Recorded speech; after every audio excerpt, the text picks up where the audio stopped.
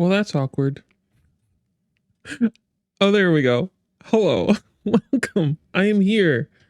We are doing story reading today. So as always, when I do story reading, we are using our lovely little pictures in Spirit City. But I do need to change it to nighttime because who wants to read at dusk? We're gonna do it at night. Oh yeah.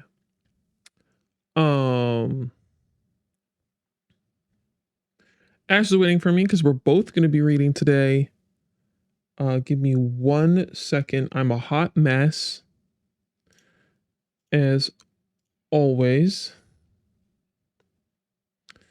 So let me know that. Let me get some ambiance going on in here, right? Let's have some good background music, and let's get a little bit of fire and rain going on in the background here. So we got fire for sure. The rain is off, but let's fix that. Fire and rain. I think that that's a great combination for great story reading. I hope everybody likes the setup in the house today. I did a little bit of, you can't even see some of the things that I added because this stupid ass game. But I did add, hold on, let's zoom out. They let us have cobwebs now, and I thought that the cobwebs were pretty fucking cool. You know, I just kind I like them, so they're there. But like when I zoom in, you can't even see them. Like, does it matter really? Probably not. Oh man, but you know, it's fine. No, oh no, reading. We're reading, bitches. We're not writing. We're reading. Okay, so let me tell Ash we're all good to go.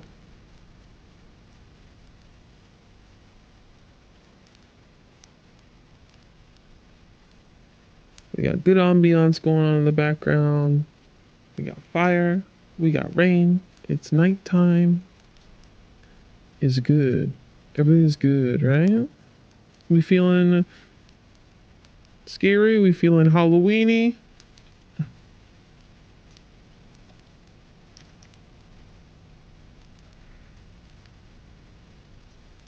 I'm hoping.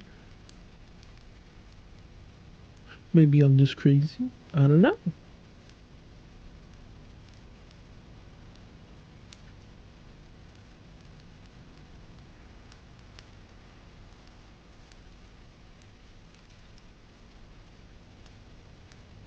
Waiting for Ash to get back to me.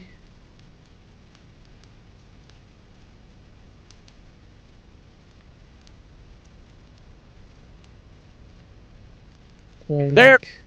Hi. Hello. Let me open up. Wait, let me open up Chrome so I can do the shared chat. Oh yeah. You know, damn well my bitch ass. It's always better to have shared chat. Yeah, and now that I have Twitch logged in on, how do you? I think you have to do it because I don't know how. Oh, I can do it. Yeah, no problem. I have no idea how to do it. How are you doing? I'm good. Other than dude, people are going hog wild in my fucking YouTube comments. What? People are going fucking crazy in my YouTube comments. It's so funny. Like, there have been so many more since I last talked to you. I had someone call me an abhorrent human, and I was like, it's not that deep, bro. Or not like, it's little nightmares. It's not that serious. While we are, sort of getting things set up, I wanted to ask you a question. I think it's important to talk about, and I like talking about it. What inspires you when you write? What goes on in your head when you are starting to write?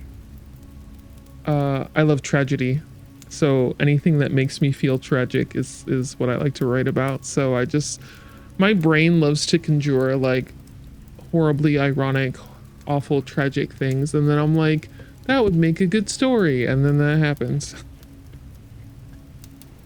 Insane. Why is that insane? I don't know. I can't talk. I also do the same thing of like, I like to torture everyone. Oh, I want okay. everybody to be miserable. Thank you so much.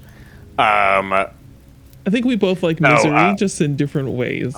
Yes. I want people to suffer because I like it.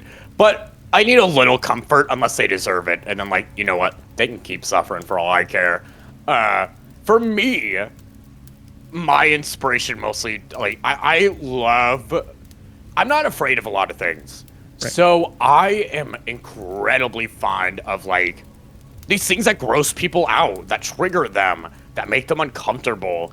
But I also love, because I am not scared of much and did not sort of grow up with the fear of like demons and the devil, Right. etc., etc. No, I just, I like to write about that stuff because it just like does not come up to me. It is alien to me, and that's why I like it. Oh, I also really like the concept of like perversing religion. It's, I don't know, it's my brain has a field day with it. It's so fun. Also, welcome Scarface. All right. I have I'm a starting to chat. Hold on. Okay, I was about to say, I've been waiting. No, I have a see, I have a joke, and I'm gonna talk about it next week during Slashy Saturday. About like DMing and D&D, right? Right. Oh, that's weird. Did it send? Give it a second. Okay. There it goes. There it goes. There it goes. About D&D, and I was like, every DM has a habit. Like, for example, Bradley Mulligan, the BBEG is always capitalism, right? Right. For me, it is always religion. For me, every It's time it's either enemy. a god or It's religion. a good enemy, though. I play too many JRPGs, guys. Religion's always evil in JRPGs.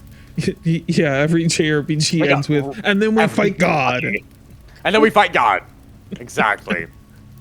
So, let's get started on spoopy shit. Yawn, do you want to read a story first, or do you want me to read one of my stories first?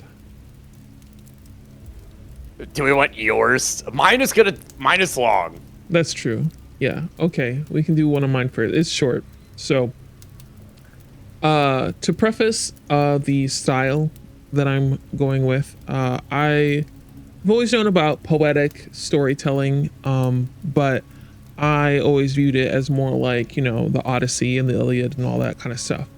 I recently found out, I want to say like a couple months ago, while I was researching more Gothic style writing, because I've always liked like the novels, the classic novels of the era, but I also found out that they really liked to write stories and poetry, where they would have a collection of poems that each poem by itself could be read alone and understood in its little like own bubble. But when you put them all together, they told an entire story. And I thought that was really cool, and poetry works much better with my very disjointed way of thinking. So I decided to put together a couple of stories in this poetic format. So the first one is a collection of 9 poems, and then the second one I think is a collection, I can't remember, I have to look at it. It's the collection of, it's less. I think it's like 5 or 6 instead of 9. But anyway. Okay. But yeah, so I just wanted to explain that, like, you know, I went a different way because I think that it suits the way my brain works, and I thought that this style of writing was really cool and different. So let me pull up the first set.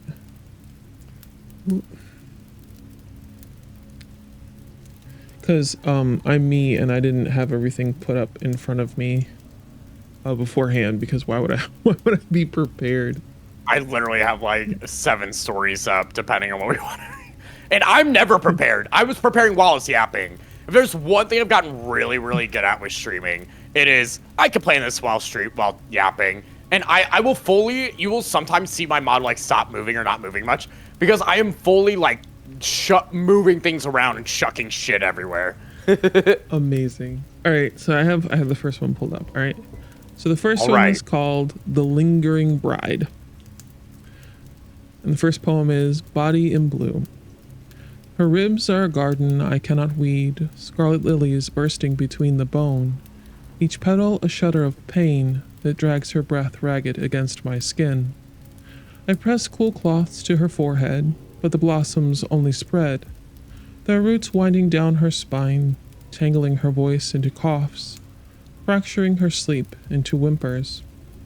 Once in the dim hush of midnight, she asked me if she was still beautiful. Her voice trembled like glass, like she already feared the answer. Yes, I said, without hesitation, and meant it with our deepest breath. To me, she will always be beautiful, but beauty feels cruel now. A portrait framed in frailty, a body betrayed by its own will. And I am left tending a garden that will never stop flowering, even as it hollows her, even as it asks me to watch and watch and watch until nothing is left but petals and pity. So that's one. Poem number 2. Pity made poison. I told myself it was mercy, a kindness distilled into liquid, measured with trembling hands. The cup steamed softly between us, a chalice dressed as medicine. Her lips curved weakly, trusting, as I whispered, "Drink, it will ease you, my love." I held her wrist lightly in aid, the porcelain cool against her mouth, and for a moment she was only my bride again. Fragile, radiant, beautiful. But my pity had soured into poison, and in the hush of our room, my hand became the executioner's. Still, I kissed her brow, as the lilies quieted in her chest, and told her she was beautiful until her breath no longer answered me. Poem number 3 is Endless Silence. I thought her passing would empty the rooms, leave only the hush of dust, the stillness of drawn curtains, but silence grew swollen, clotting in the rafters, draping itself heavy across my chest. It pressed into the windows and choked the hearth. Her absence was not absence, it was the hush before thunder, the way a candle leans as if listening for breath. It was the mirror that held my face, a second too long, as if waiting for another. I told myself I was alone, yet every corner lingered, every shadow lengthened, every silence murmured, and I began to know whatever I buried had not stayed beneath the soil. A veil in the halls. The curtains shifted though the windows were sealed. A ripple like breath pressed close to the fabric. I told myself it was drafts in the timber, but the air held too still for such lies. Steps unfurled along the corridor, measured, deliberate, then suddenly ceased, as if they paused to listen, and the silence that followed tightened like a hold on my throat. A whisper threaded through the plaster, not words, not voice, but the hush of something moving, the faint brush of presence against the skin of the walls. I walked the halls with candles raised high, but every flame bent towards the dark, as if drawn to something passing, and the house, our house, no longer answered to me. The mirror holds her. The mirrors betray me. A shadow lingers where none should fall, a ripple of pale at my shoulder, gone when I turned, yet waiting when I look back. Her voice bled from the walls, thin as a knife drawn through silk. Not rage, no, endless sorrow. A lament that refused to die, seeped through the very walls, curled along the floorboards, settled into the recesses of the house. Again and again it whispered, "Am I still beautiful? Am I still beautiful?" Each syllable a fracture in the dark, echo pressing colder against the hollow of my chest. I tried to drown her with breath, steaming the glass until it fogged, but the mist cleared, an outline remained, trembling, mournful, eyes like wounds I could not look into. The house quivered with her question, its silence warped and heavy, until even my own heartbeat answered guiltily. Even the bed refuses to sleep. The bed remembers her shape. Every night the mattress sags, a hollow pressed deep into the sheets. As if her body still lies there, I turn to face the empty space. But emptiness does not lie quiet. The air sinks heavy against my chest, cold weight sitting beside me. Breath shallow. Oh, sorry, I had to burp in the middle of that. Breath shallow, as though it waits to match my own. Once I felt her hand brush my throat, a touch so faint it might have been a dream. Yet the skin there burned with a frost, my pulse hammering beneath phantom fingers. I clutched the blankets tighter, but the fabric dragged, pulled from me by no hand I can see. The silence of the room grew sharp with her nearness. Each shadow curled closer, each breath stolen before it left my lungs. And I lay awake every night until morning, the bed refusing to sleep, while her sorrow presses colder, closer, as if waiting for me to follow her into the dark. Her last gift. The cough began as nothing, a dry crack in the throat, a tremor I blamed on winter. Soon red petals flecked my handkerchief, delicate as the ones I watched tear her breath away.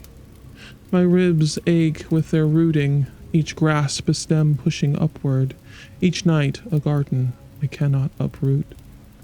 The mirror shows her now in me, cheek hollowed, skin paper thin, the lilies blossoming again through borrowed flesh.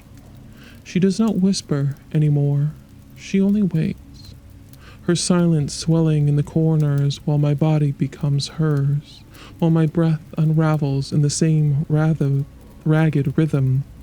And I know I did not end her suffering, I only invited it in. And this is the last one. The house breathes still. He is gone, his body folded quiet, his breath thinned to nothing. The bed lies flat at last. The house did not stir. But I remain. Though my bones rest beneath the earth, my shadow clings to timber. Each brick remembers me, each nail fastens me here. I thought his death might unmake me. Instead, the walls draw tighter. The air thickens with my shape. I pace the halls without weight, press my hands to doors that will not open. Even the windows turn my reflection back, locking me inside. He is gone, yet I wander still, a ghost trapped in mortar and dust, a bride once buried, but never released. Ta-da, that's my story. I am doing little finger claps right now. I think if I ever get a 3.0, that's gonna be something I ask. I guess I could ask Def Not Like Go for, can I get like a finger clap? Finger. I love that. I love how both of us have a, I mean, of course you're writing a poem, it's a little different. Have a very lyrical way of writing when it comes to writing stories. Of course, well, I'm writing a singer prose because so it makes I'm sense. a singer. Yeah. But the point being, it's very lyrical. It's very much more rhythmic, Yeah. which is kind of my habit with writing. I've been told Uh-huh. very, very often that, like, oh, you write with the rhythm. I was like, Mm-hmm. well, don't you hear it, don't you? When I'm hearing the story, I'm hearing the rhythm of the poetry, right? Right. Of course hearing the poem, but the poetry you're telling us is during, like, for example, especially the last one, Mm-hmm. there's these very long, drawn out, like, sentences here Mm-hmm. that really lets you know the sort of anguish the ghost is feeling. Mm-hmm. This long emptiness. I really like that versus the excitement from the beginning, where to me at least, how I was imagining it, the stanzas are much shorter. They're Mm-hmm. much tighter. I Mm-hmm. really like that. I like that a lot. That was really good. Thank you. It's my first time. Like I rewrote those probably like 5 or 6 times, but it's my first time trying to like write stuff like that. So like I was pretty proud of myself. Find it interesting you rewrite it. I feel like I never do that. I feel like, I don't know. Don't you like? Well, sometimes I'll not like completely rewrite it, but I'll go through it and I'll be Oh, like, this uh, sentence is fucked up. I need to rewrite that sentence. Or like this word works kind of, but like I know there's one I know that's better, and I like start going through the thesauruses and I'm like, this one's better, and that kind of stuff. I like hear it in my head. I don't know how to describe it, but even when you were reading it, like, I could hear it. Hmm. I don't know. I don't know how to describe it. Okay. Like, words have melody to them. Yeah, It sounds absolutely. really weird. Well, yes, they do. But like, I don't know. I mean, crazy. It was very good. I quite liked it. I liked the mystery, the not mystery. Yeah, I The mean, we all mystery. knew what it was, but he didn't at Yeah, it's first. really fun. I like that a lot. Yeah. And as you Um, can see, I like ironic tragedy. This is my thing. yeah. There's of course, I've implored you to listen to it before. Scared to death. His side story thing, Nightmare Oh yeah, Fuel, and it you makes really, these you fantastic really, original really, really stories. love I that. really Yeah. love them. He has one that's not really that, but Uh-huh. your last poem, the last poem in that, in that, I don't know what you want to call that, bunch, really made me Collection, think of I it. guess. The collection, yeah. Hmm. Because it kind of has, like, the end of the story after this whole entire, like, poltergeist story, right? Uh-huh. Is in the point of view of the poltergeist. It's really, really cool. Okay, so I got to go for a little bit, but it's fine. I'm not gonna exactly read my story just yet because I do have to tell like the. It's gonna get really crazy to like talk about the trigger warnings. But anyway, in the story that I was talking about before, um, the one, yeah, at the end, like all this poltergeist stuff, it is just like a ghost being desperate because she's like stuck. Yeah. And I loved that. So when you got to this final like poem, I Hmm. really liked that point of view. It really like the camera like uh, went backwards, zoomed out, and we got to see everything for what it truly was. And I really love that. Mm. I'm glad you Yeah, liked it. I loved it. So good. Loved it so much. You did such a good job. Anyway, Yeah. um, yeah. So, for mine, I do have a few things to say. So I do want to start with a few Gods. I just start with a few trigger warnings to start, okay? Hmm. So, trigger warning gore, trigger warning teeth, Okay. trigger warning drowning, Hmm. trigger warning death, of course, Hmm. trigger warning bugs and skin. Oh, I'm gonna hate this.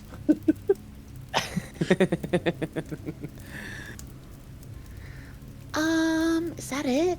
feel like I'm missing something. Trigger warning, death, and funerals. So, if any of those scare you, I genuinely do suggest you don't listen to this one. So, now that we're out of the girly girl voice, I can read.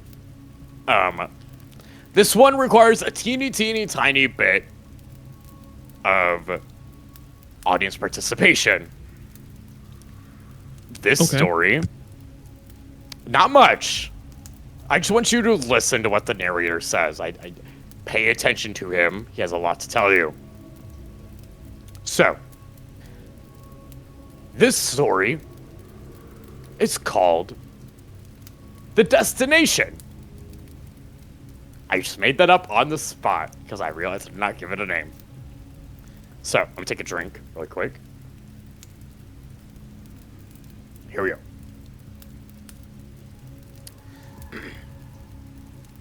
Wake up! Ah, yeah. There you go. There you go. Need some water? Here. Take a sip. Oh, the candles? Don't worry about the... Who am I? I don't think that's important to your situation, is it? Perhaps you should look down at your hands. Ah, now you see them. The chains. I don't suggest pulling on them. Just keep your arms at rest and relax. There is no need to put more stress on yourself than necessary. Shh. Told you not to panic. There's nothing bad going on here. I'm here to help you. To guide you. Yeah. Consider me your guide. To where? Well, you will see when we get there. I will warn you, though. The road there is a rough one.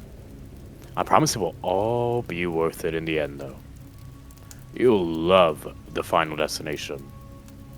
That's what you've been asking for, right? A break from family, from obligations, from content. I assure you, you're about to have the best vacation of your life. I just need you to follow my directions closely. I need you to sit there, quietly. Close your eyes, and do not open them until we reach the end of our journey, okay? No peeking. Eyes closed now. Now, take a deep breath. Breathe with me. In. Out. In. Out. In. The first thing you smell is meat. So much meat. How do you know it's meat? Take a good whiff. The tangy, piercing scent of iron enters your nostrils, piercing directly into the lower parts of your brain. It's uncomfortable, isn't it? It seeps into your mouth, on your tongue. It reminds you of losing your teeth when you were a child. A mini river of blood flowed, wetting your mouth with liquid iron.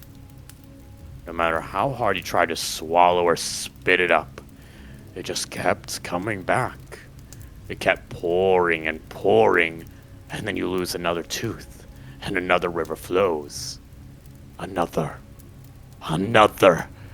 And soon your teeth are crunching and chewing on your other teeth, grinding them and mixing them with the blood and saliva and... Alright. The meat. The squishy, raw meat. Still warm and bleeding. You can feel it on your feet as we move, can't you? It squelches under the weight of your toes. Muscles and tendons going into the crevices and releasing. You still feel the wetness as you step again, and again, and again. Where does it come from, you wonder? To your left, you hear the sound of saws whirring, slicing through flesh like sputter before hitting bone. It cracks before the sound of the spinning blades finally turns it into white dust. You hear a wet plap as it falls to the ground. The sound of blood spilling along the top of it like a nice glaze for meatloaf. Are you hungry? I realize you haven't received your meal yet. Ah, dear. Oh, geez, I forgot. All your teeth fell out. That's okay. Perhaps some liquid dye will be available later on the trip. For now, let's continue onward. You still feel okay, right? I certainly hope so. We are about to experience some turbulence, so be sure to... There's no buckles or bars to hold on to. Well, I guess you'll just have to fall. You feel the wind on your face. You mistake it for a cool breeze, nice and comforting. The wind picks up, faster, faster. It's hard to keep your eyes open as the wind pulls the wet from your eyes. You shut them, despite the G-force trying to pry them open. It wants you to see. See where you're going. Where are you going anyway? You look down. Or is it up? There is no ground. Only sky. The wind rushes past you. You can't help but wonder, how quick do you die when you hit solid ground at terminal velocity? Is it instantaneous? What does instantaneous mean?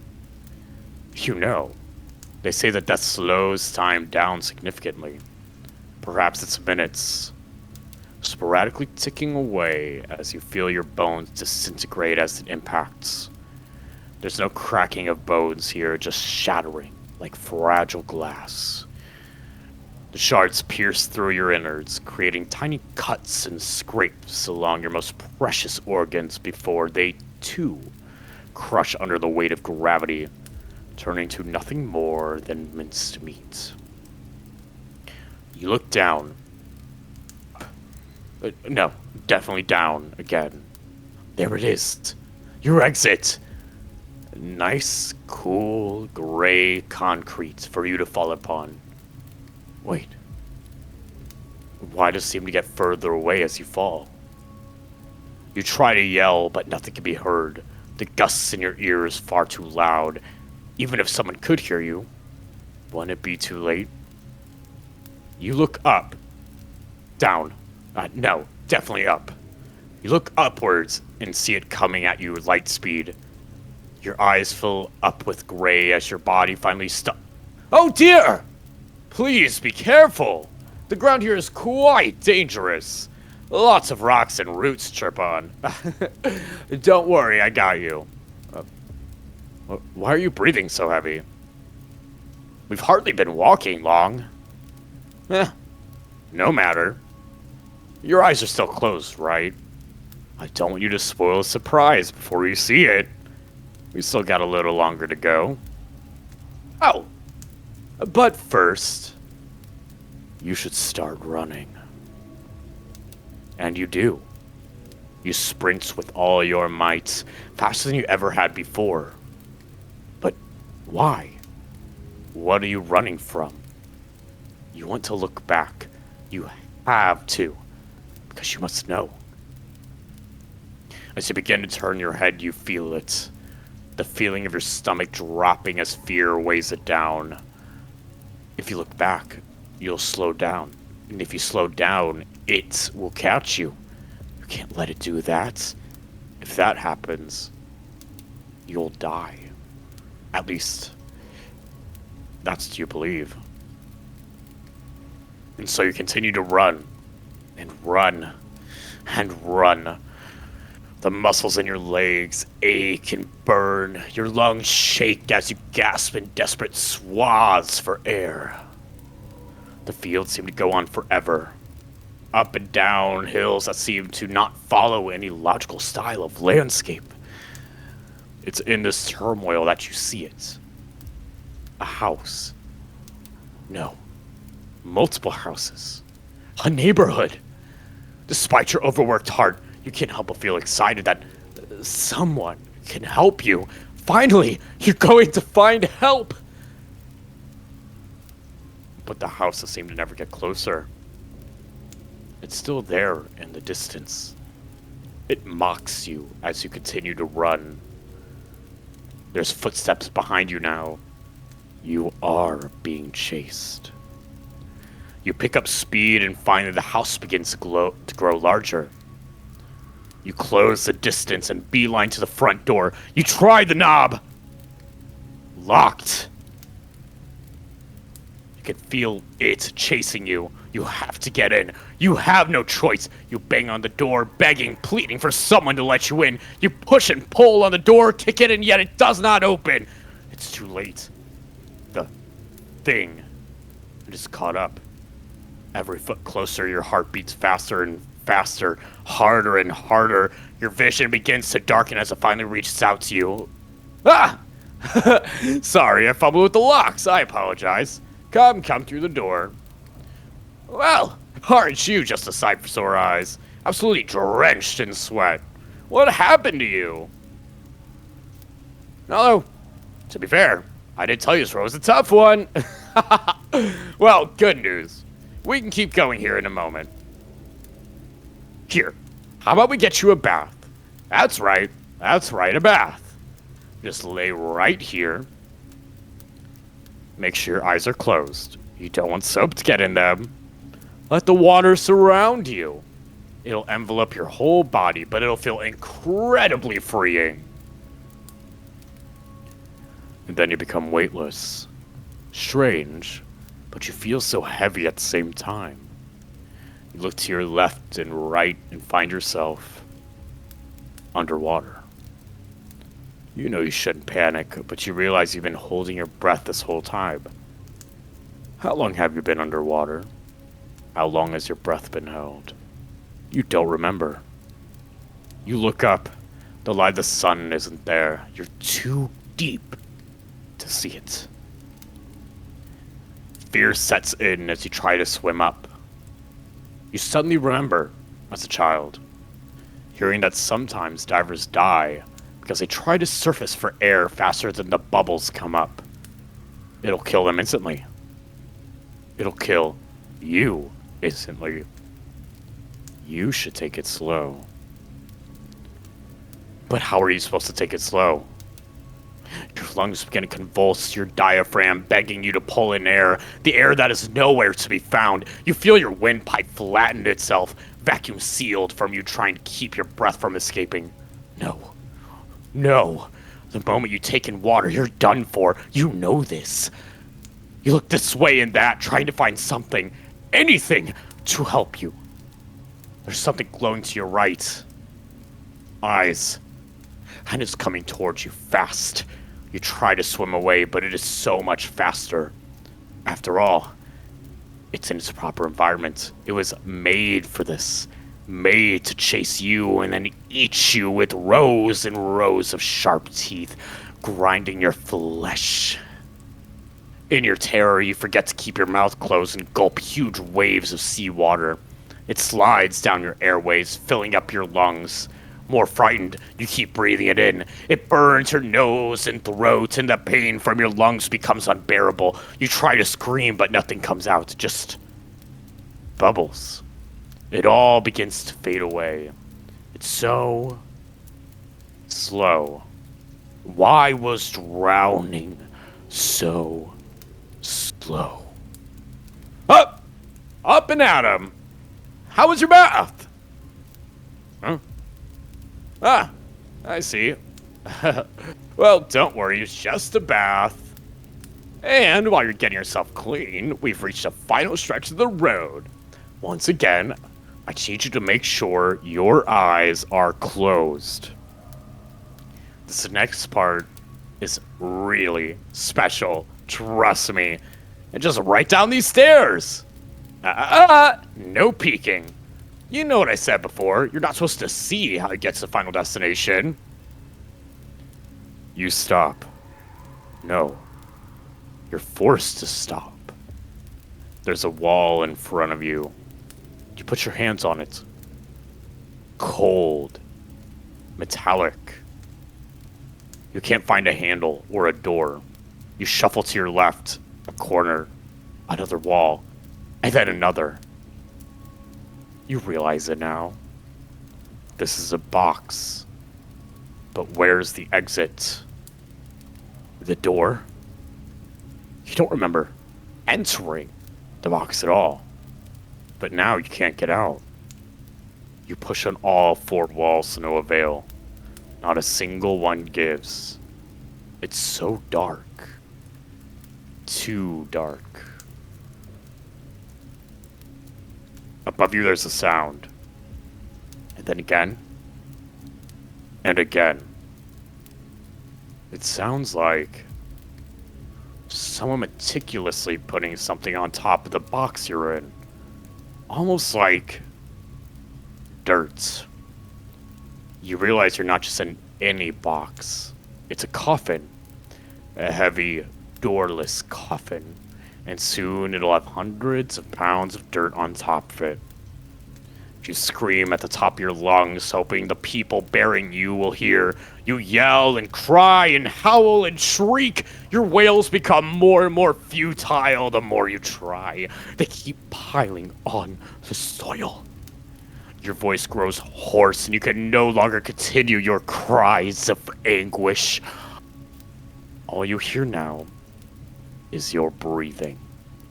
Shaky and slow. The sound of burials are no longer heard.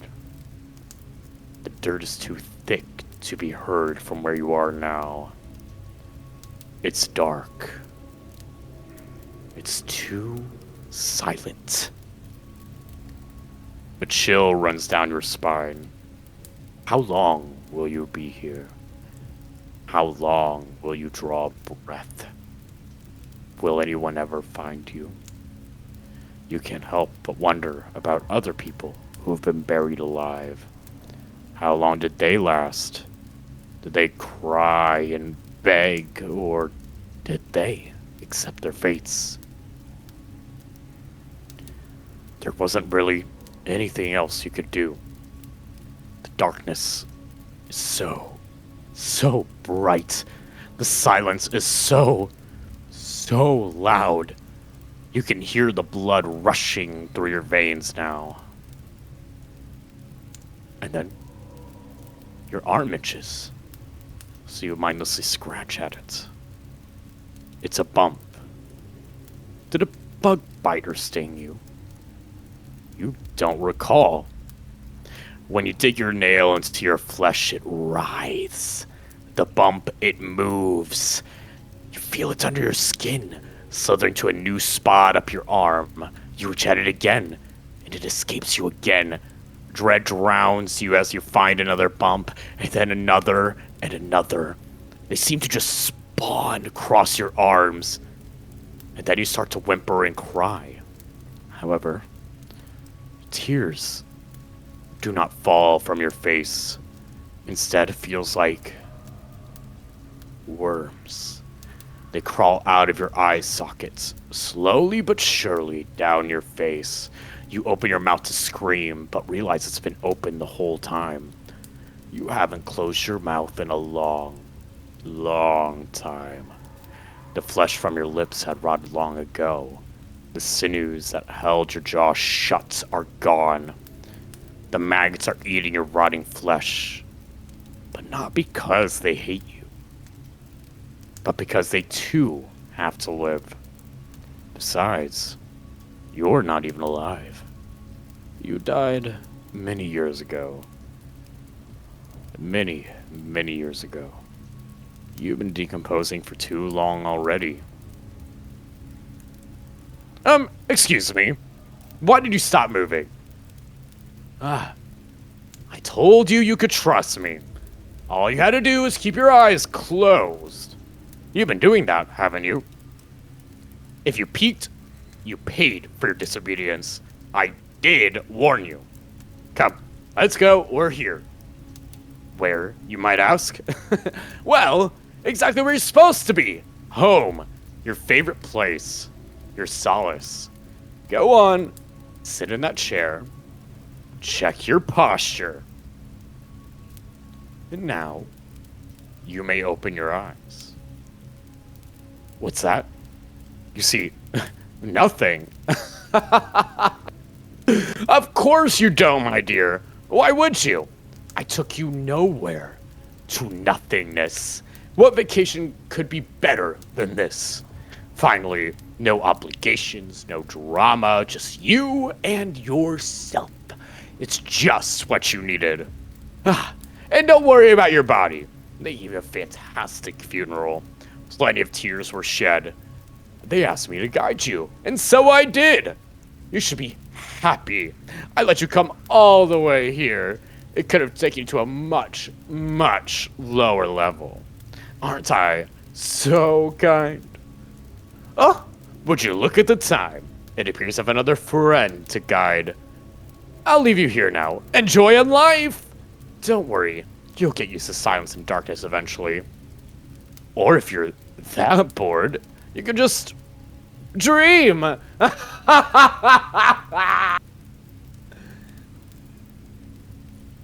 fun now. The end. I like that a lot. I knew that you told us that the trigger was there with the bugs, and I hate it every fucking second. I have The one that got me was the teeth one. Ugh. I've had a lot of teeth falling out dreams. I actually have had like real life teeth fall out, so I guess I'm used to it. So that one didn't bother me as much. But the bugs really bother me because I have like that skin OCD where if your skin isn't smooth and flat, you scratch at it until it's like a bleeding mess, because I have an obsession with like parasites or something wrong with me on my skin. So like when you were talking about You're welcome. all the bugs and shit, I was like, I'm writhing. I hated it.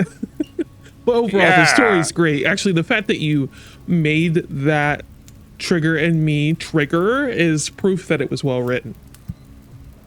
Yeah, I started with the teeth one because I had to like dig into the idea of triggering myself first. So I was like, okay, what grosses me the fuck out? Right. And it's chewing on my own teeth when they fall out in my dreams. Chewing on your own teeth, that sounds horrible. Yeah. In some of my teeth falling nightmares, I like you end up chewing on them. So I wanted to write that in. I was like, hey, this is awful. I'm gonna write it. I mean, I think that's the greatest way to write horror, right? You write in the things that like you had nightmares about and like stuck with you. You're like, all right, I gotta put that on paper. Yeah, the chasing dream is also a common one for me. I obviously wrote this, in case you guys don't know, I'm obsessed with dreams because I'm a lucid dreamer. So I control my dreams. So I wanted to write a horror story, basically, about the most common nightmares that people have. The chase dream is fun because I've had them quite a lot, and it pisses me off that I can never see what I'm running from. So I have to wake myself up, and it's super annoying because even though, like, I know it's a dream, my brain will not let me look back and see what I'm running from. It's so fucking stupid. I understand. When I was younger and I had like severe night terrors, I had one reoccurring dream of me, and I had it so often I can still remember it off the I haven't had it in years, but I had it so much I can still remember it like it was yesterday. I used to have a running dream myself from I used to run from like warg-sized black wolves in the snow. And why I had that dream, I don't know, but it happened a lot. Weird. I never see what I'm running from. I have no idea. So here's the thing, I never saw it, I just knew. Is that weird? Oh, no, see, Yeah. I no. No, that's like, some people know what they're running from for some Mm-hmm. reason. I don't. I have no idea what I'm running from. Something's chasing me, so I'm running from it. Maybe it's your subconscious telling you you're afraid of the unknown.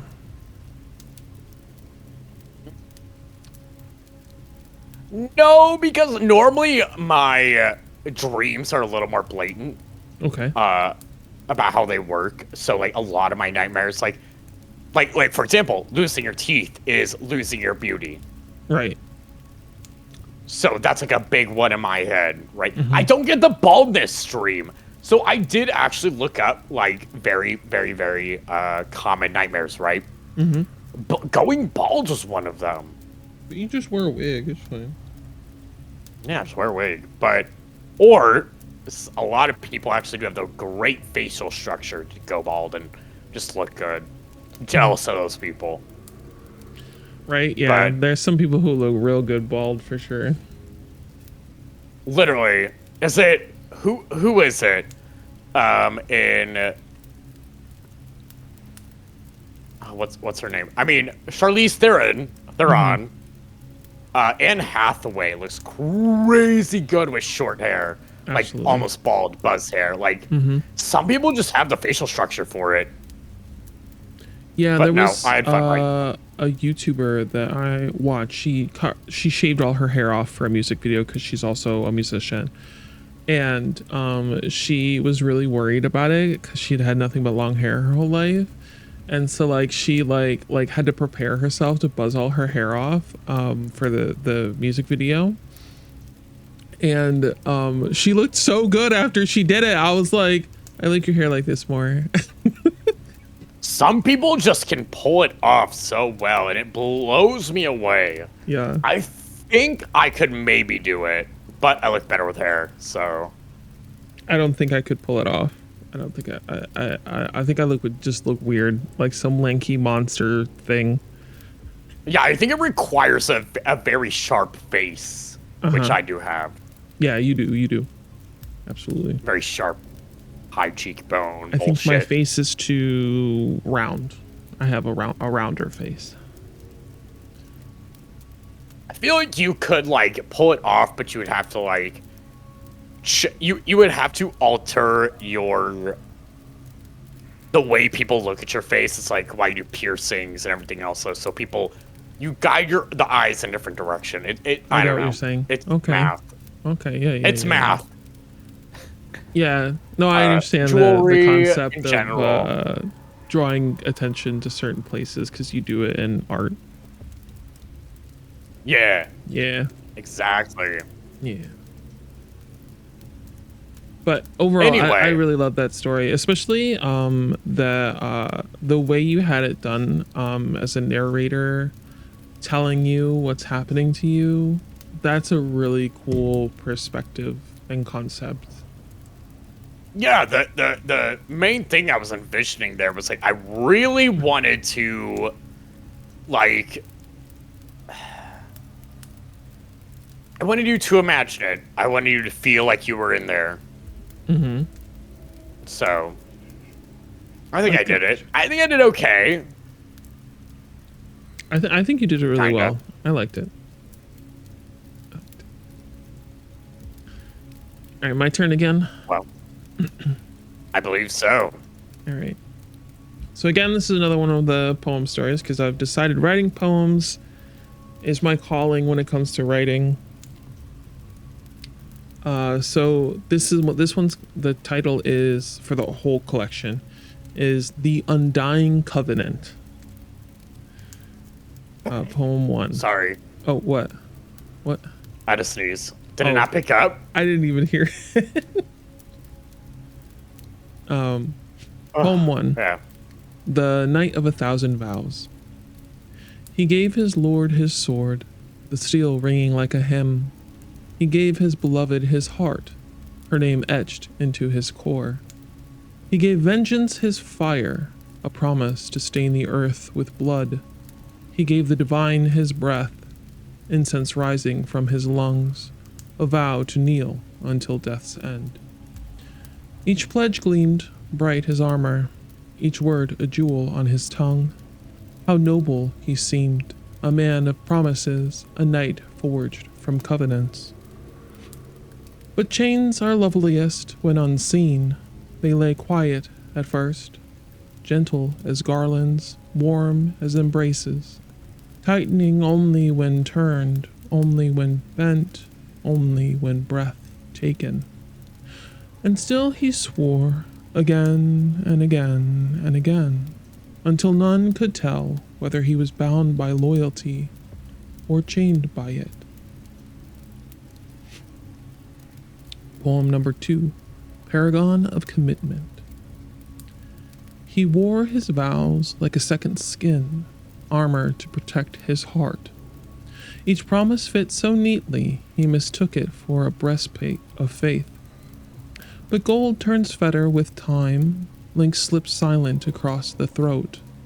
The breath he once gave freely returns as weight, as cinching iron. Honor, he whispers, when bone cracks. Duty, he swears, though the lungs protest. Every word a clasp, every clasp a chain, and every chain disguised as a virtue. And still he smiles, for the watching world calls his chokehold noble, calls his suffocation his calling. Poem number 3, Death of the Night. The field was iron and smoke, arrows darkened the sky. He stood where every vow had driven him, a man kept upright by promises alone. Steel found him, once, twice, again. And at last he welcomed the blade. Let it cut, he thought. Let death unfasten what honor would not. Let silence be his mercy. But when the body fell, the bonds did not. They curled tighter, unseen and merciless, dragging what remained of him past the reach of graves. No horn sounded, no prayer was heard, only quiet rattle of words unbroken, pulling him downward into the red and waiting earth. Number 4, Oath Eater. There is legend of a man who rose where his body had fallen, held together not by flesh, but by the promises that refused to break. They pulled him upright like a puppet on strings, made him something that should not stand. Once oaths were armor on his tongue, but now they are hunger. Every pledge thrums against the hollow of his chest, a drumbeat he cannot ignore. The haunted mouth opens and it feeds. Words splinter, vows unravel, tongues fall silent and afraid. Promises turn brittle, collapse to ash the instant they reach him. He devours loyalty, he swallows love whole, he eats duty until silence is all that remains, and only then is he still. Poem number 5 is the last one because this one's shorter. Silence is salvation. A humble warning for the weary. Do not swear in the shadow of his passing. Do not pledge or promise. I bid you bind your tongue.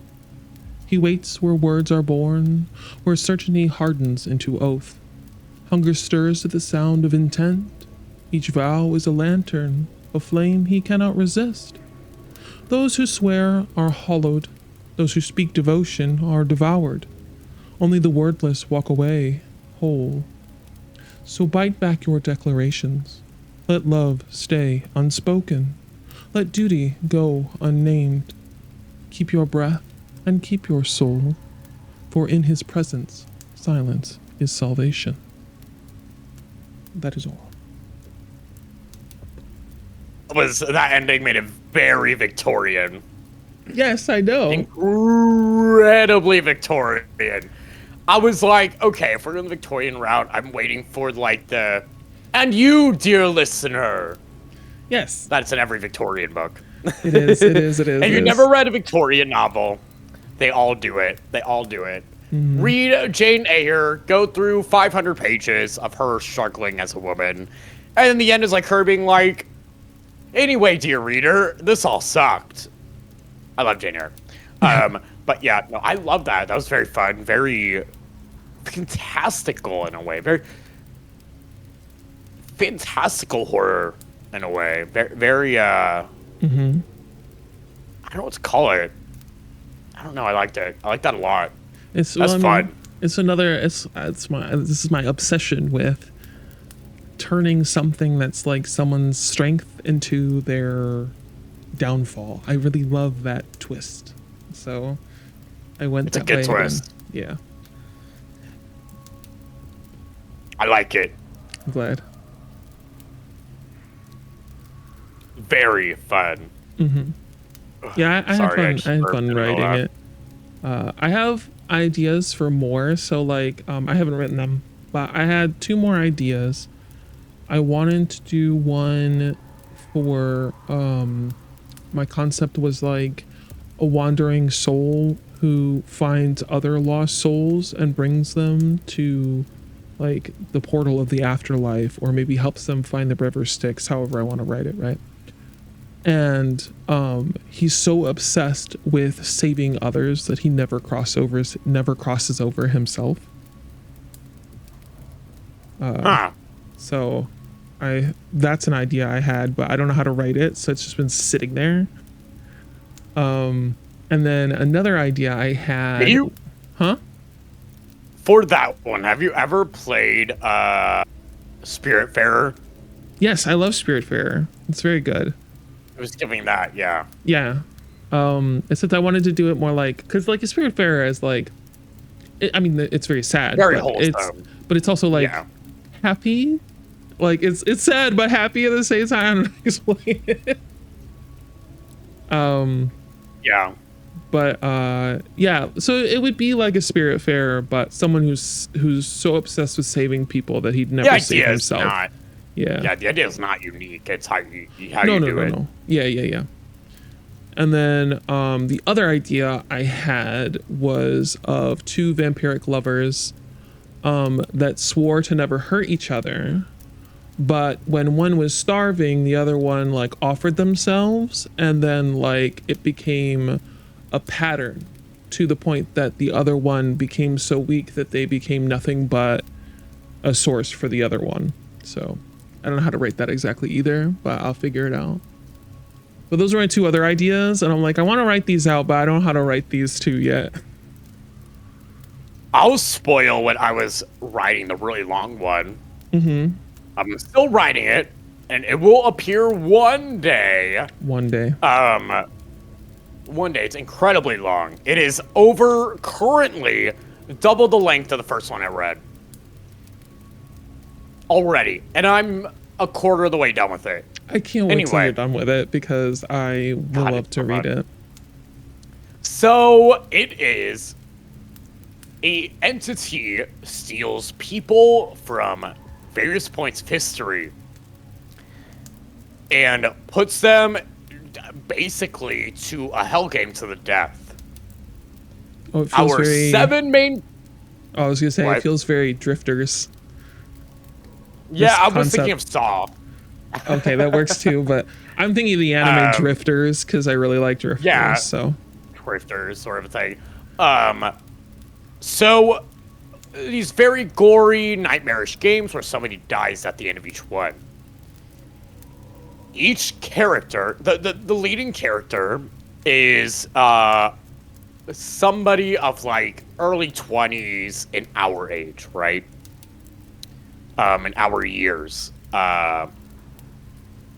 And each character represents a different one of the 7 sins, and how that basically ruins them and fucks them over.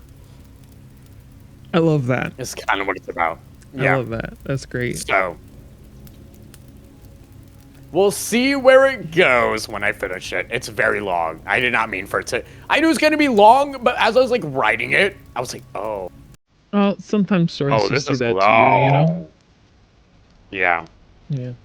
it was hard because I felt like I had to make it clear that, you know, Mm-hmm. it was a very, like everybody represents one of the seven sins, Right. you know. That will take a lot to write because you've got quite a collection of a cast that way. Yeah, exactly. Oop, let me ban that real quick.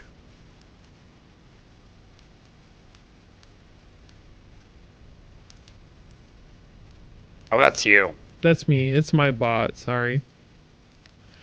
That's It's a for the ban it without thinking. it's just a thing for I have cards that people can buy and then it makes me do stuff on stream or play sounds or whatever, but people haven't bought one of those in 5 ever, so Oh. Well,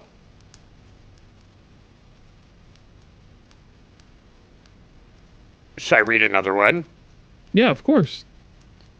Where is your backbone? Sorry. I thought since I am sort of sticking with the abstract vibe, I thought I would continue that and do Your Walls Are Full of Teeth, because one of my favorites. I really like that one. I've read this one before, but I it's a like really this good one. story. Yeah, it's good. Well, let's go. Let me get some water in my mouth before we get started.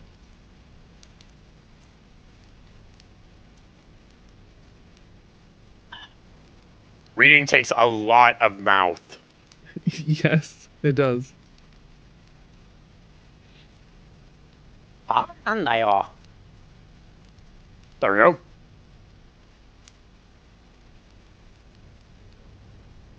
Okay. Fix my mic.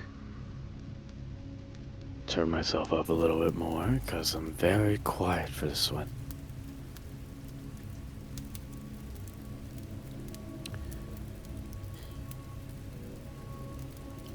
Your walls are full of teeth. Your walls are full of teeth. You can hear them, can't you? They click and clack within the skin of your home. Canines, molars, animal, and man. Your walls are full of teeth. They clatter colloquially among the grain of the wood, the bones of the home. They chew and carve at the innards, feeding on the greatest expanse of marrow they can be bothered to find. The pearly whites and rotted plaque dot right behind the wallpaper. You see them, don't you? The walls that seem to move like beetles. Under your skin, they crawl and click and clamor and chitter and trill and chirrup and collide, and they create mouths.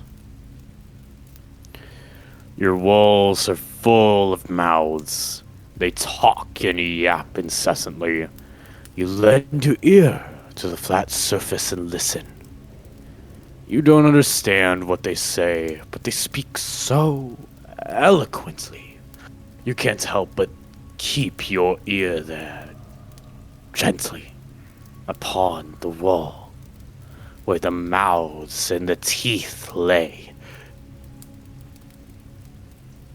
Their words turn to you.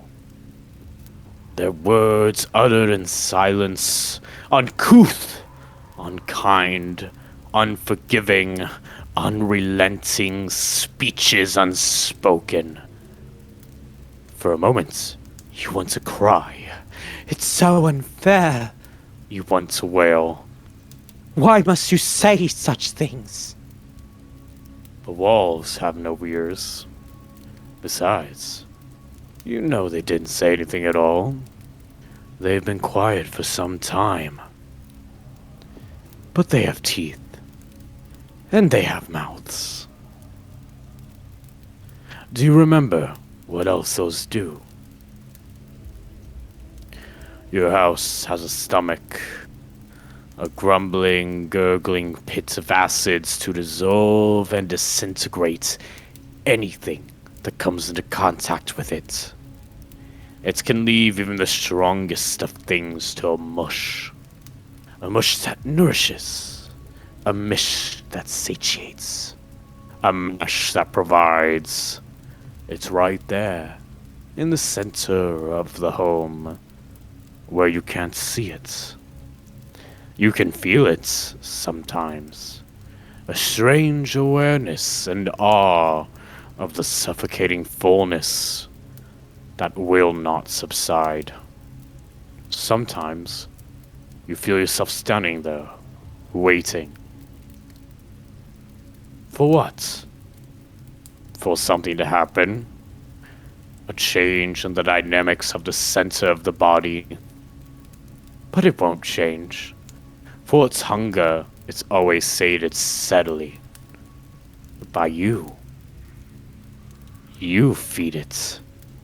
You feed it by what it sees and speaks and chews. Because your floors have eyes. So many eyes.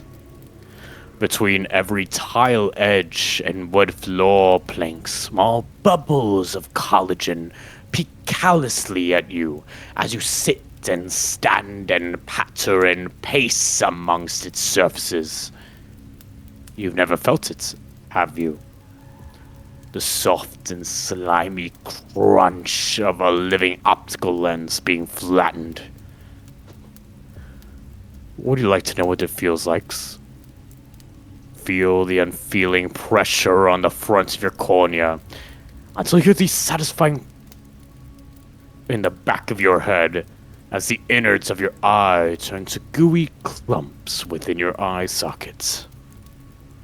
The house would do this to you, if you like it to. You just have to ask. You just have to beg. Go ahead. Ask. The corners have ears, an optimal orifice for sound to travel through. They hear every peep and squeak you make. They make notes to understand your deepest hopes and wildest fears. You knew they listened. You knew this well. This house seems to always shift and moan against the darkness you create.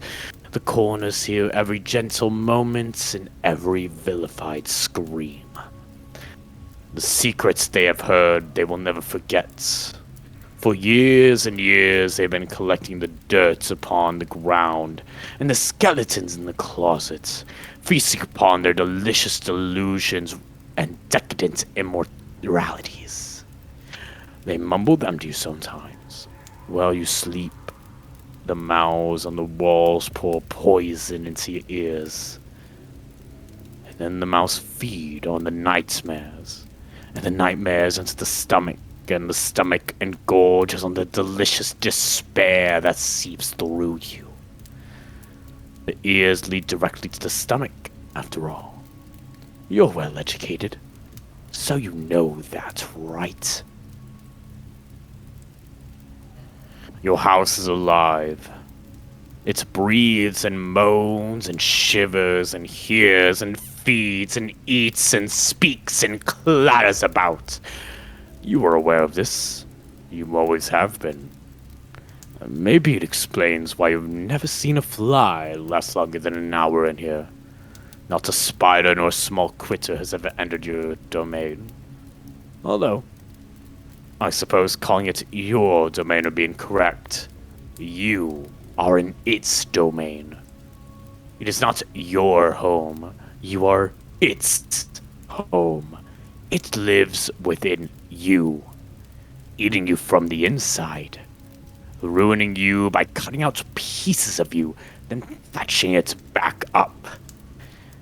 Maybe it adds an extension. Say, when did that strange lump get there? When were you built? Do you remember? Of course you don't. That's okay. Because the house remembers. It remembers you dying, living.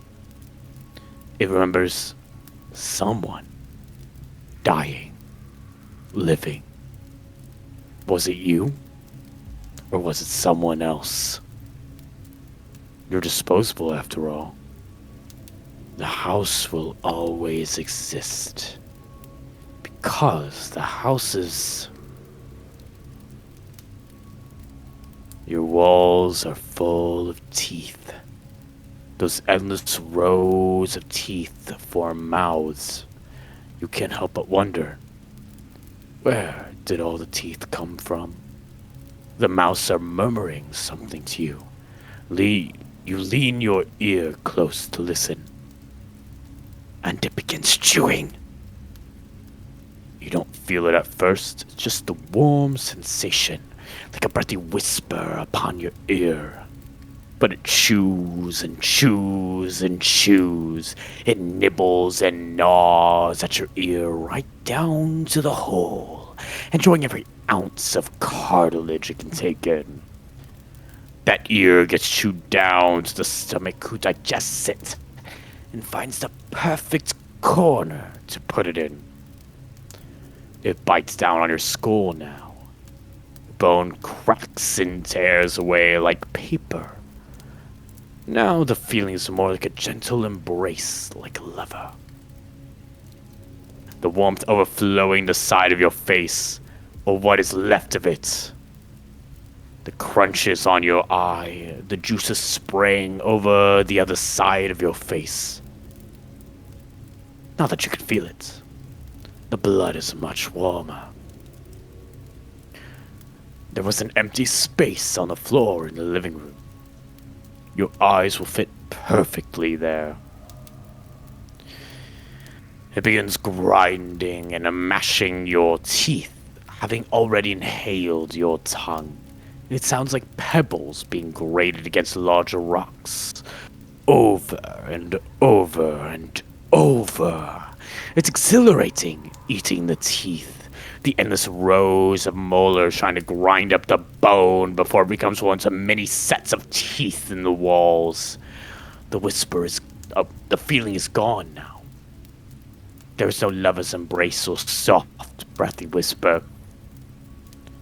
You don't feel much of anything at all anymore. But you watch from the floor as the wall feasts upon the rest of your body.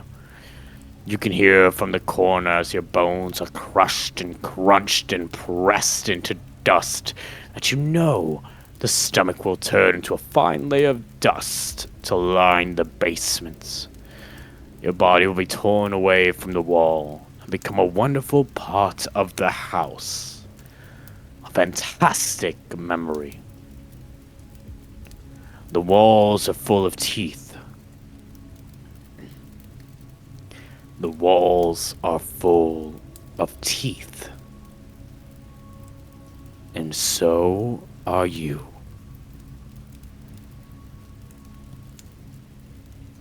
The end.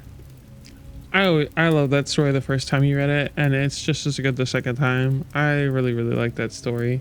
I love that story a lot. It is... Every time I read it, I'm like, damn, I kind of ate. Yeah, literally. Literally.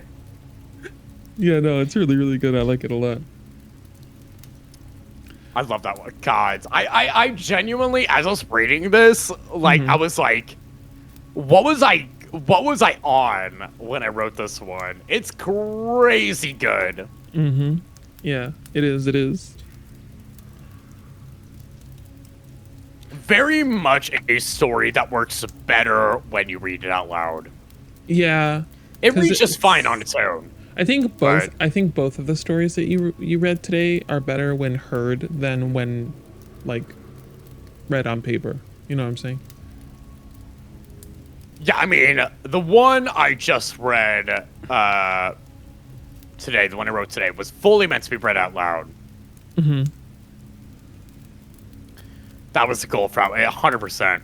Oh, I figured. I was like, this sounds like something I'd hear on a podcast. Yeah, that was a goal for that one. This one is absolutely written, like, to be read, but it does sound very good when read out loud. Yeah, I really like it. Yeah, wow. Every time I read it, I'm like, damn, I wrote that? Yeah. Oh no, Bakugo. I hope you feel better soon. Oh no, yeah, I feel better soon. Also, hi Ray, welcome. I think All right. that's all of our stories though, right? We just had 2 each. We had 2 each. Yeah. My second one was meant to be really long, and then I Yeah. I attempted. Yeah. Well, How you thank doing, for- Ray? Hi. I was gonna say thank you for coming and reading your stories and listening to mine. I had a lot of fun. Yeah, your stories are really fun. Yeah, I had a lot of fun experimenting with like that new style of writing, and I think I'm gonna keep continuing to experiment with it. Like, I don't know. Anytime I get frustrated at work, I pause my work and I write a poem, and then I go back to work. So like, it's been like my catharsis at work. You're crazy for that, because I'm very much like my pause at work is looking at Yaoi. Like a very, very well. I'm not normal. We know I'm not normal. Well, the thing is that if I'm writing, I look like I'm still working, so I won't get in trouble. So I stop working, and everybody just accepts it as normal because I'm so fucking weird. Oh yeah, Everybody's no, like, I'll get fired. oh, Ash just gets very spacey. Yeah, no, I that also doesn't fly. I also don't like take my 15s. I literally told my boss, I was like, oh, I don't take 15s. I just look at my phone during work, and that splits into 15 minutes per 15. Yeah, I take my 30-minute break by spacing out on my phone while doing my job. I wish I could get away with like saying stuff like that, but like, even though it's illegal, bro does not give us our 15s anyway. Though technically in New York, I believe the law is that It's an alien cat. if you are allowed bathroom breaks whenever, you don't have to give 15-minute breaks, which is stupid. That's wild. Our boss lets us have 15s, or we're supposed to have 15s, but it's dependent on like how you want to do it. You know what I mean? I got you. And my bosses don't care. It's like, is your shit done? Yes. Who cares? Okay, cool. Well, it drives me crazy because like the lady that I can't stand at work, she fucking goes into like the warehouse and just fucking, she's so stupid. So like she almost died from lung cancer because of smoking. So now she vapes, like that's any better. But Right, that's definitely better. that's definitely better. Okay. So now she goes in the bag in the warehouse, and I know every time she does it, because I don't know what is up with her, but she'll say my name in that like tone of like, you know, when a parent is like trying to get your attention because you did something bad. So she'll call my name in that tone, which makes me jump because I have parental trauma. And I'll be like, what? And then all she goes is, I'm going out back. And I'm like, oh, okay. She always like, cool, thanks, bye. Crazy. Yeah. I know it's because she wants me to get the phone, but like the girl that we have up front gets the phone, so I don't know why she does that, but whatever.